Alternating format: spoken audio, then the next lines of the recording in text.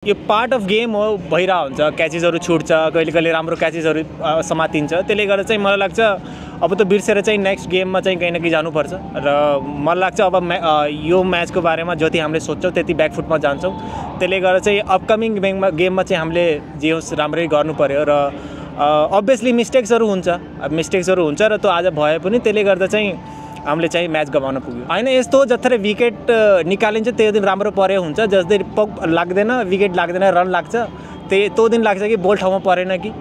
तर as a player र as a bowler हामी क्लियर छौं कसरी जाने हो र यो भइरा हुन्छ। सम टाइम ब्याट्सम्यानले राम्रो गर्छ, सम टाइम बोलरले राम्रो गर्छ र जस्तो विकेट र जस्तो ग्राउन्ड छ कहीं न कहीं भनौं न हामीलाई अझै राम्रो एज अ बोलिङ युनिट अझै राम्रो आएर हुनु पर्यो र हामीले डेथ ओभरमा अभियसली जसले पनि राम्रो गर्छ, जुन टिमले राम्रो गर्छ त्यसले चाहिँ जित्छ र आज हामीले राम्रो गर्न सकिएन। त्यसले गर्दा चाहिँ कहीं न कहीं हार्न पुग्यो र मैले त्यस्तो पनि लाग्दैन कि नराम्रो गरे। मलाई लाग्छ नि 20 रन जति हामी सर्ट थियौं, त्यसले गर्दा चाहिँ म्याच गमाउन पुग्यो। अब फेरि कमब्याक गर्छु भन्ने कति विश्वास गर्नु?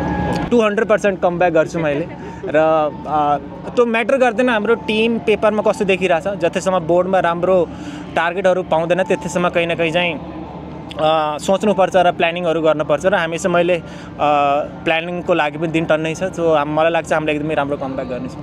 एक दुई चोटी हेर्दाखेरि चाहिँ ट्यु हैन कि जस्तो लाग्छ हैन, किनकि रुखैको बीचमा बस्ने बानी र अहिले चाहिँ देउस एकदमै राम्रो फिल भइरहेको छ र मलाई लाग्छ एक दुई दिन अझै लाग्छ हामीलाई युज्ड हुनलाई कि यो हाम्रै ग्राउन्ड हो भनेर। एकदमै राम्रो गरे। फर्स्ट टाइम खेलि पनि रहेको थियो, कहीं न कहीं राम्रो विकेट पनि टाइममा निकालेको थियो र एज अ लेग स्पिनर एकदमै गाह्रो पनि हुन्छ ठाउँमा फाल्नको लागि र सिकिरहेको छ उसले र हामीले उलाई ब्याक पनि गर्नेछौँ किनकि लेग स्पिनर म्याच विनरहरु हुन्छ र लेग स्पिनर बनाउनका लागि चाहिँ क्याप्टन कोचको चाहिँ एकदमै ठुलो रोल हुन्छ र हामीले त्यो रोल चाहिँ निभाउने छ। आई थिंक एकदमै राम्रो म्याच थियो। एज अ टिम हामी भनौं फर्स्ट गेम थियो, फरेन प्लेयरहरुदेखि लिएर सबै चीज र एज अ ब्याटिङ युनिट पनि हामीले कहीं न कहीं एउटा दुईटा प्याचेस फुलफिल गर्न सकिएन र एज अ बोलिङ पनि। सो त्यसले गर्दा चाहिँ कहीं न कहीं यो म्याच लुज गर्न पुग्यो अनि चितवनले पनि एकदमै राम्रो ब्याटिङ गरे। सो मैले भने कि ब्याटिङ युनिटमा चाहिँ भनौं न एउटा दुईटा प्याचेस चाहिँ त्यो फुलफिल गर्नुपर्छ किनकि अब एउटा ब्याट्सम्यानले राम्रो खेल्दाखेरि चाहिँ अरु ब्याट्सम्यानको नलाग्दाखेरि कहीं न कहीं अभियसली सोच्नेवाला कुरा हो। अनि कन्डिसनको पनि फरक पर्छ। जति हामीले युरोपको कोही प्लेयर लिएर आउँछौं र एसियन कन्डिसनमा खेल्दाखेरि कहीं न कहीं स्टार्टिङमा ल्याग गर्न सक्छ, त्यो आज भए पनि बट टुर्नामेन्ट लामो छ र कमब्याक गर्नेछ।